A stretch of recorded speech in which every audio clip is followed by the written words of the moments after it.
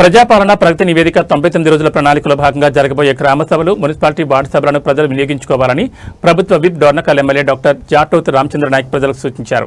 అదేవిధంగా సర్పంచులు మరియు కౌన్సిలర్లు ప్రజల నుంచి సమస్యలు స్వీకరించి వాటిని పరిష్కార దిశగా పనిచేసి కార్యక్రమాన్ని విజయవంతం చేయాలని పిలుపునిచ్చారు. నియోజకవర్గ ప్రజలకు, ప్రజాప్రతినిధులకు, కాంగ్రెస్ పార్టీ కుటుంబ సభ్యులకు, అదేవిధంగా అధికారులకు అందరికీ విజ్ఞప్తి.